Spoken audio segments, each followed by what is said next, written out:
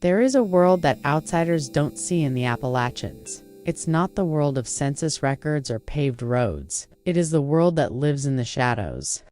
The world that comes alive when the sun sets and the only sound is the cracking of the ridgeline. For centuries, life in the Holler was defined by isolation and uncertainty. The woods were beautiful, yes, but they were also hungry. Disease could take a child overnight. A bad winter could take a family. There was no safety net, no doctor, and often no law. In a world defined by chaos, the mountain people needed control, and so they created it. They devised an unwritten code, a dense, practical system of rules, warnings, and beliefs passed down by whisper from mother to child, from father to son. These weren't silly superstitions.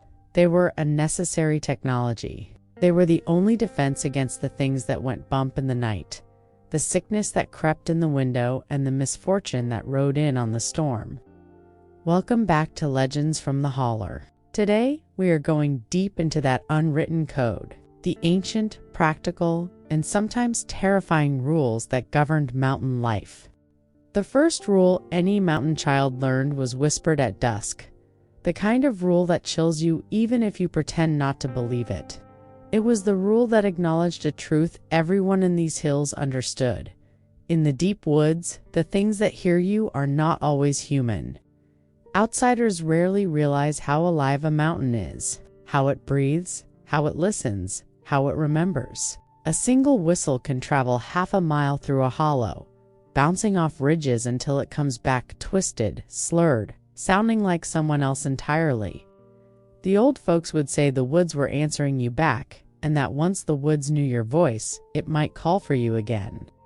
That's why whistling after dark was strictly forbidden. To children, the rule was explained simply. You'll call up a haint or a booger, but underneath the folklore was a much older logic.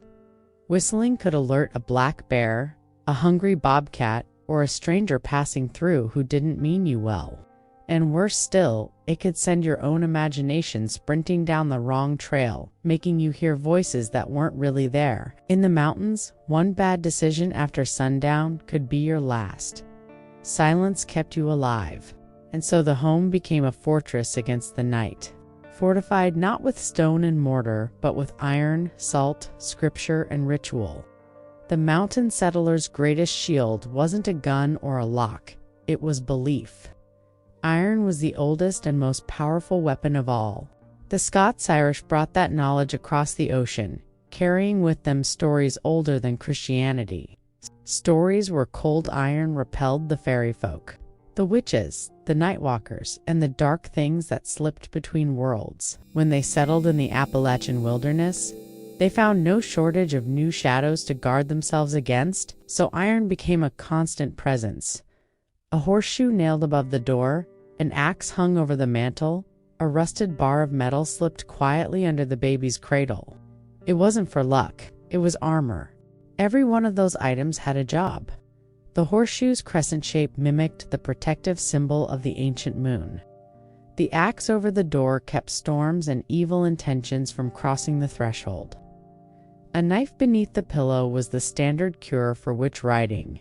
That paralyzing terror in the night when something unseen pressed down on your chest. Today we call it sleep paralysis. Back then it was a battle, and iron was the only blade that could cut the enemy loose. Salt was another line of defense, as essential as firewood or clean water. It preserved food through long winters, kept meat safe from rot, and symbolized purity across cultures, stretching back to the old world. Mountain people believed that salt purified the soul the same way it preserved pork. If you spilled it, misfortune slipped into the cracks. Unless you flung a pinch over your shoulder to blind the devil waiting there. And then there was the Bible, used not only for reading but as a physical shield. People placed open Bibles under the mattress of the sick, believing the words themselves could anchor the soul. Mothers put them beneath the cradle to keep their babies from being stolen or swapped by something unnatural. That fear didn't come from the American mountains, but from deep Celtic memory. The old tales of changelings, the sickly child left behind when a fairy or spirit took the healthy one for its own. For families who had lost children before, the Bible wasn't superstition. It was hope. But protection didn't stop at the threshold. Once you stepped off the porch, you entered the domain of the woods, a place where rules kept you alive, just as surely as iron and scripture did indoors.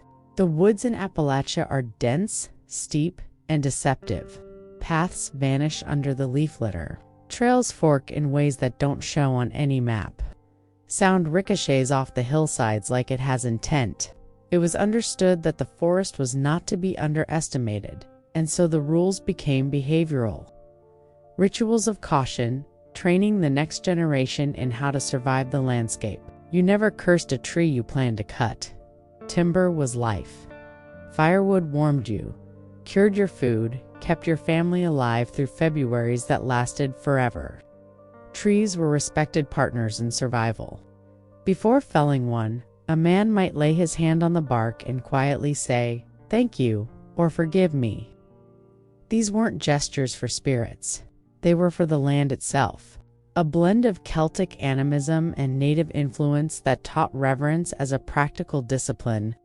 A person who disrespected the woods often found the woods disrespecting them right back. But the most chilling rule was spoken softly, as if speaking it too loud might summon the very thing it warned against.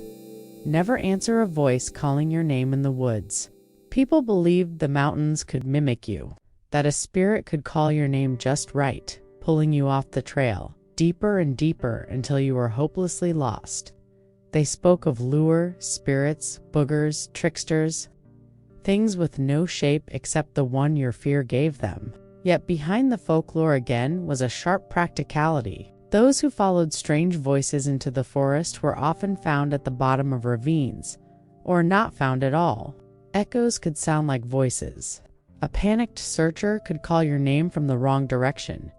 Disorientation was deadly. And so this rule, maybe the most frightening of all, protected countless people who might otherwise have run toward danger. Do not answer unless you can see the one calling for you. In a world without rescue squads, without flashlights powerful enough to cut through mountain fog, without any guarantee of help arriving in time, these rules shaped survival behavior better than any map. The mountains were not just a place to survive the night. They were a place where darkness could seep into the mind. A child who died suddenly might be explained as a spirit stealing them away, because accepting the randomness of disease was harder than believing in rules you might have broken. A storm that flattened a cabin could be blamed on a witch riding the wind, because it gave people the comfort of meaning in an unpredictable world.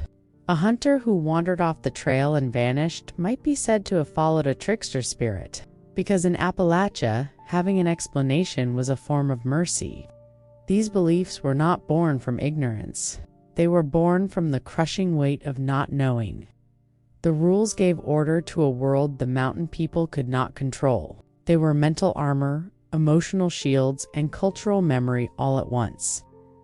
The settlers who brought these beliefs were mainly from the Scottish-Irish border, places steeped in stories of fairies, second sight, banshees, and dark forest creatures.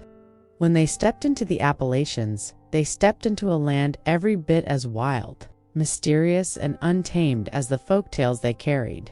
And so they swapped the fairies of the old country for the haints and boogers of the new.